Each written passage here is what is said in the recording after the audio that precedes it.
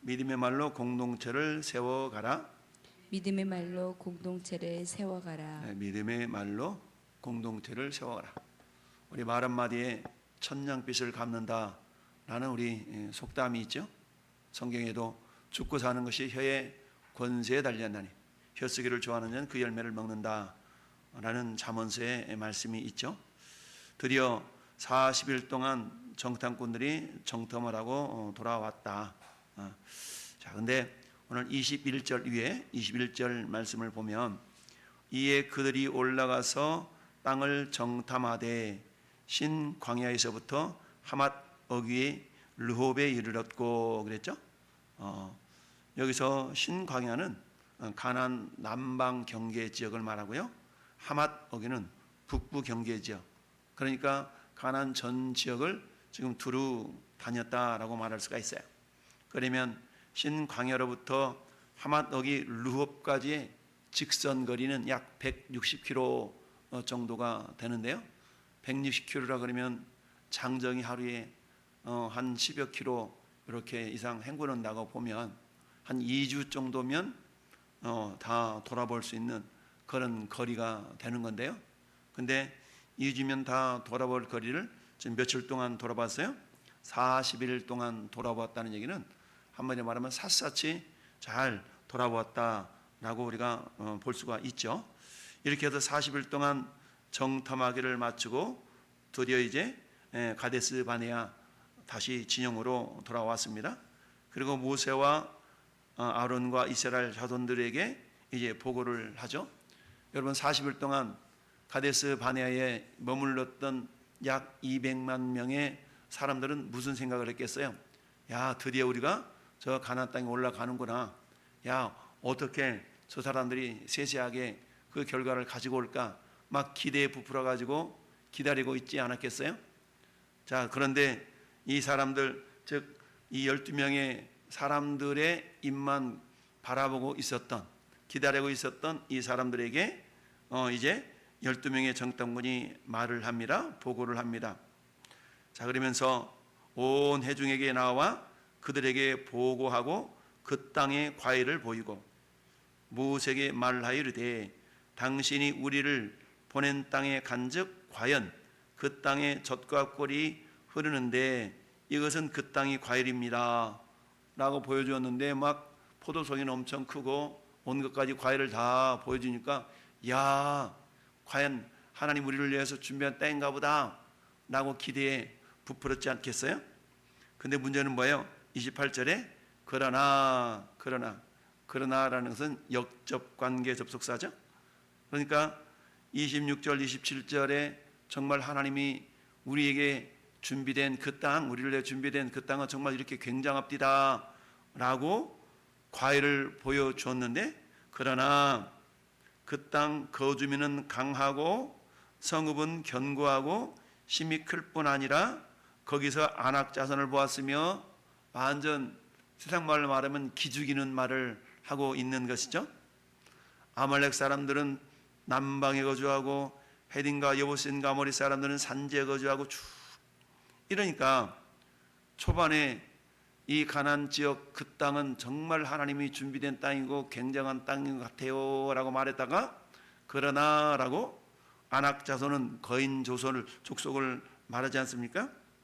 그러다 보니까 백성들이 초반에 와 그러다가 아마 조용하게 아마 표정이 바뀌지 않았을까 싶어요.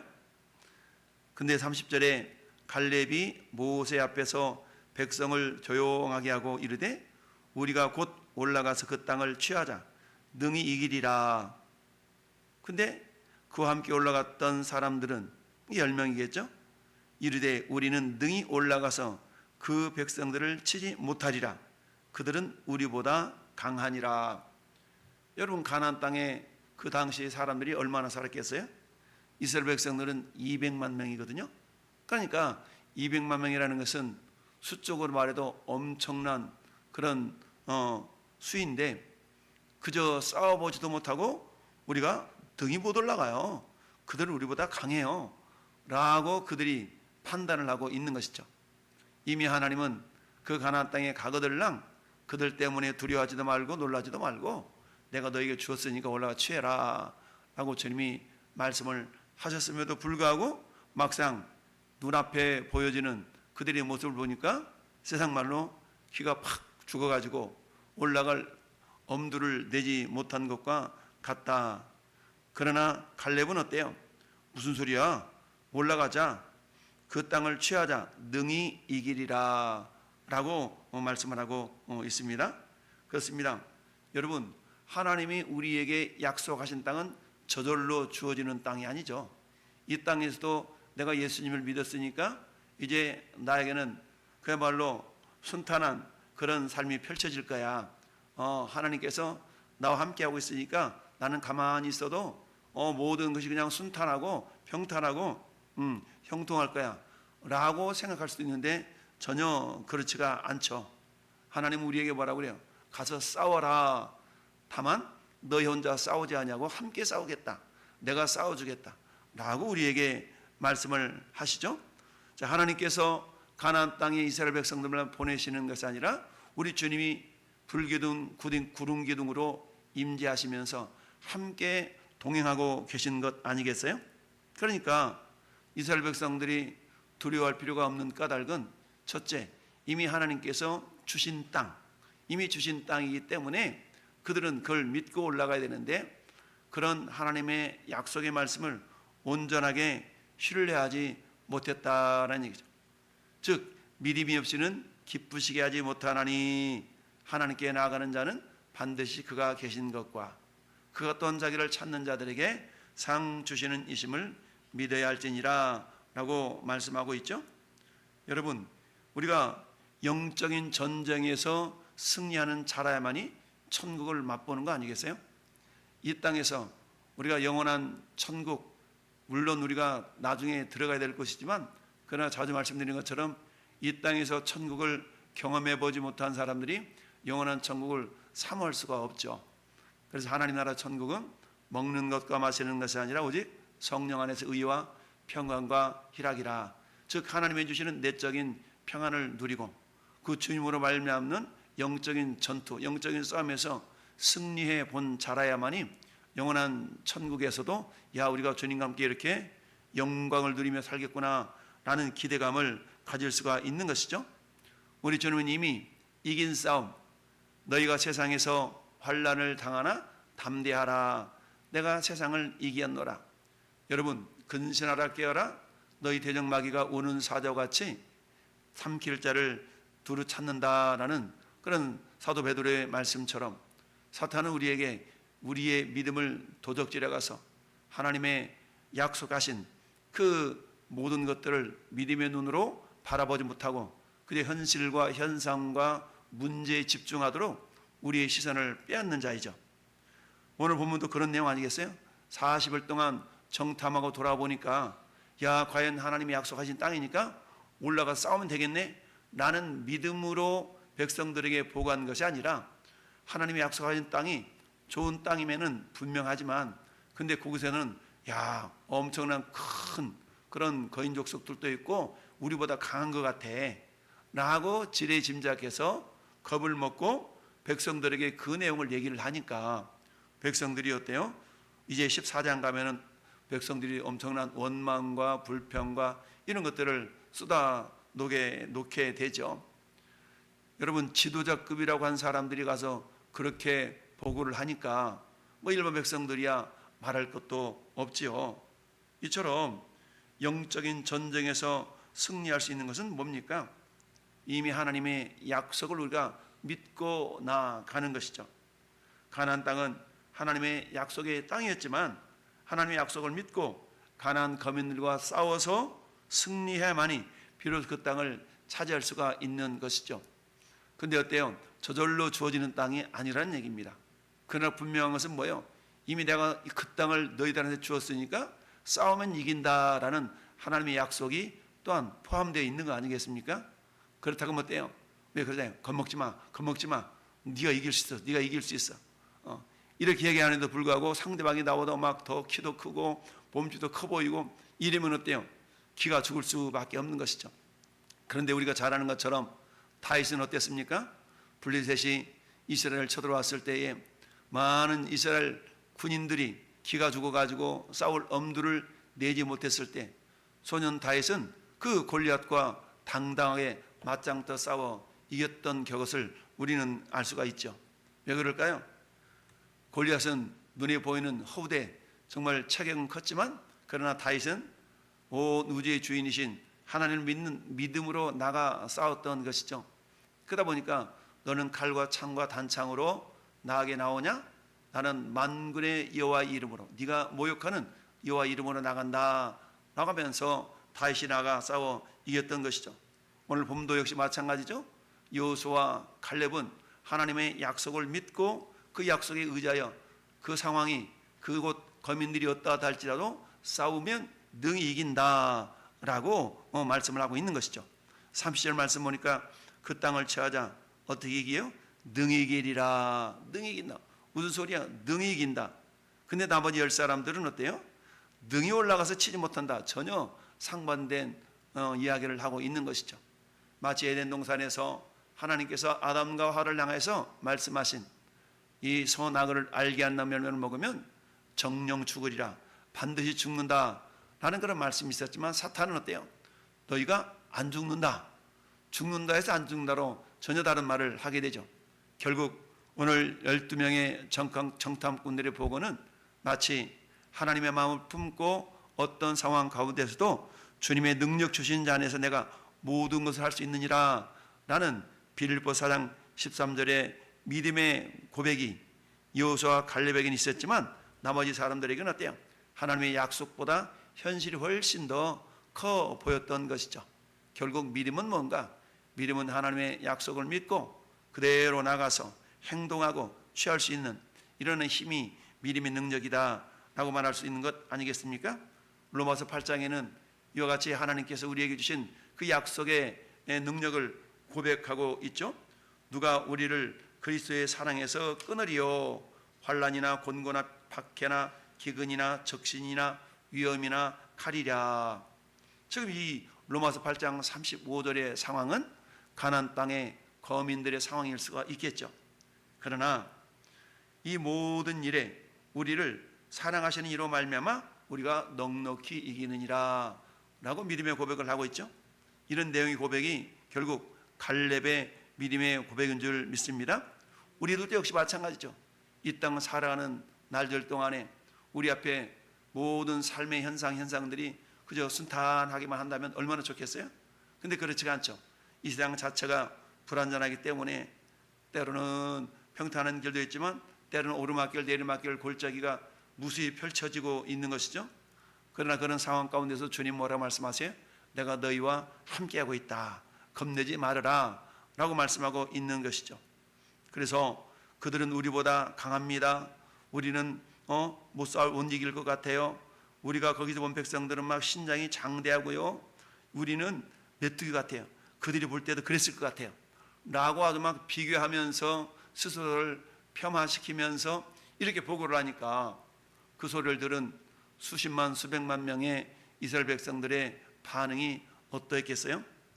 10명의 그런 어떤 부정적이고 믿음 없는 그런 보고를 들은 그 백성들, 단지 여호수아와 갈렙만이 무슨 소리야? 우린 올라가 능히 취할 수 있어 라는 믿음의 보고를 했지만 오늘날이나 그때나 다수결이 힘이라는 것이, 대중의 힘이라는 것이 어때요? 많은 사람들, 우리가 꼭 다수의 의견이 옳은 것만은 아니죠. 그럼에도 대부분의 사람들은 이 다수의 의견의 소리를 청취하게끔 되어 있는데 결국 이들은 뭡니까? 함께 하시는 하나님, 약속하신 하나님을 신뢰하지 못하는 믿음 없는 모습이었다라는 걸 말씀합니다. 요한복음 16장 33절에도 이것을 너희에게 이르는 것은 너희로 내 안에서 평안을 누리게 하려 함이라. 세상에서는 너희가 환난을 당하나 담대하라. 내가 세상을 이겼다. 즉 그 주님, 세상을 이긴 주님이 우리와 함께 하신다는 거 아니겠어요? 그러니까 우리는 그 믿음을 가지고 어떤 어려움 속에서도 이미 승리하신 주님과 동행하는 삶을 살고 있는 존재들이죠. 그러니까 어때요? 우리는 그 사실을 믿고 신뢰하고 나아간다 그러면 어때요? 육신적인 어려움도 있지만 마침내는 우리가 승리할 수가 있다라는 사실입니다. 그래서 사도 바울은 그 사역을 마무리하는 디모데후서 4장에서 결국 어떻게 고백했습니까? 나는 선한 싸움 싸우고 달려갈 길을 마치고 믿음을 지켰으니 이제 후른 나를 위하여 의의 멸관이 예비되었다. 즉 영광이 준비되었다. 마찬가지죠. 하나님께서는 가나안의 영광을 쟁취하는 자는 어떤 자들이에요? 하나님의 약속을 신뢰하고 나아가는 자라야만이 그 영광을 거머쥘 수가 있었던 것이죠. 그런데 오늘 두 부류의 사람들 모두가 다 지도자들이잖아요. 지도자들이었음에도 불구하고 믿음이 있는 자와 믿음이 없는 자의 평가가 전혀 다르게 나타났다는 사실. 오늘날도 마찬가지겠죠. 우리는 동일한 현상과 동일한 문제를 바라보면서도 믿음의 눈을 가지고 바라볼 수도 있고 현실적인 눈을 가지고 바라볼 수가 있다는 사실입니다. 자, 그러면 우리는 어때요? 이제 영적인 장애물들을 극복할 수 있어야 되겠죠. 그런데 우리가 영적인 장애물들을 어떻게 극복해 낼 수가 있겠습니까? 그것은 다른 것이 아니라 믿음이라는 것이죠. 여러분 열왕기하 6장에도 보면 어떻습니까? 엘리사가 사마리아 성읍을 에워쌌던 그런 아람 나라 군대들이 사마리아 성읍을 에워싸니까 그 엘리사 사원이 큰일 났어요 선생님, 큰일 났어요 선생님, 우리가 에워싸움을 당했는데 어떻게 하면 좋아요, 어떻게 하면 좋아요, 이러지 않습니까? 그런데 엘리사는 어때요? 담대하게 당당하게 대처하는 모습에 대해서 사원이 굉장히 놀랐겠죠. 그러자 하나님께서 엘리사를 감동해서 눈을 열어주니까 사원이 그 모습 보고 불말과 불병거들이 사마리아 성읍을 에워싸고 있는 것을 보면서 안심하는 것을 보게 됩니다. 이처럼 청년의 눈을 여심해 그가 보니 불말과 불병거가 산에 가득하여 엘리사를 둘렀더라. 그렇습니다. 오늘날도 마찬가지입니다. 우리 눈에는 보이지 아니하시지만 성령님이 우리와 함께 하시고 우리 하나님은 또 천군천사를 통하여서 하나님의 놀라운 역사를 이루어 가시는 그런 하나님의 자녀들이 저와 여러분 줄 믿습니다. 그렇습니다. 우리는 어때요? 말로 우리가 많은 사람들을 살리기도 하고 죽이기도 하는 그런 존재들인데요. 결국 믿음이 없이는 이 현실의 어려움을 넘어서서 소망을 가질 수가 없다라는 얘기입니다. 우리가 아브라함이 바랄 수 없는 중에 바라고 믿었던 사건을 로마서 4장에서는 이야기하고 있죠. 그렇습니다. 아브라함이 바랄 수 없는 중에 바라고 믿었다. 내 나이가 이렇게 되어서 자식도 없는데 어떻게 하면 좋지? 라는 그런 상황 속에서 우리 하나님은 어때요? 끝까지 믿음을 주셨죠. 결국 백세에 얻은 이삭을 통하여서 결국 하나님의 약속이 성취된 것을 봅니다. 그렇습니다. 불신앙이라는 것은 어때요? 자기 자신도 연약해지는 것뿐만 아니라 타인에게도 치명적인 해가 될 수가 있다는 얘기입니다. 이 모습을 예수님은 마태복음 23장 13절에 이렇게 말씀하셨어요. 화 있을진저 외식하는 서기관과 바리새인들이여 너희는 천국문을 사람들 앞에서 닫고 너희도 들어가지 않고 들어가려 하는 자들도 들어가지 못하게 하는구나 라고 말씀하고 있습니다. 여러분 하나님 우리에게 믿음을 주셨는데 그 믿음은 어떤 믿음입니까? 감당할 수 있는 믿음이라고 고린도전서 10장 13절은 말씀하고 있죠. 사람이 감당할 시험밖에는 너희에게 당한 것이 없다. 오직 하나님의 미쁘사 너희가 감당치 못할 시험당함을 허락하지 아니하시고 시험당할 즈음에 피할 길을 내사 너희로 능히 담당하게 하시느니라 라고 말씀하고 있습니다. 그렇습니다. 하나님은 이스라엘 백성들이 이기지 못할 그런 싸움터로 그들을 내몰았던 것이 아니라 하나님의 약속을 신뢰하고 나가서 너희가 싸우기만 하면 승리해 라는 그런 믿음의 모습들을 하나님은 보기를 원하셨음에도 불구하고 그들은 눈에 보여지는 두려움과 어려움 속에서 여전히 하나님을 온전히 신뢰하지 못한 불신앙의 모습을 보였다라는 사실. 이러한 영적인 양상은 오늘날이라고 다를 바 있겠습니까? 12명의 정탐꾼들은 지도자급에 속하는 사람들이었다라고 했어요. 오늘날 우리가 수많은 직분자들이 있지만 그들 가운데 믿음이 있는 자가 있고 믿음이 없는 자가 있고 그럴 수가 있겠죠. 그러나 이 시간 함께 예배하는 저와 여러분들은 어때요? 그야말로 갈렙과 여호수아처럼 능히 이기리라 라는 믿음, 그리고 그 믿음의 말을 통하여서 하나님께서는 너희 말이 내 귀에 들리는 대로 내가 너에게 행하리라 라는 그런 놀라운 약속이 우리를 통하여 성취되는 놀라운 은혜를 경험할 수 있기를 바랍니다.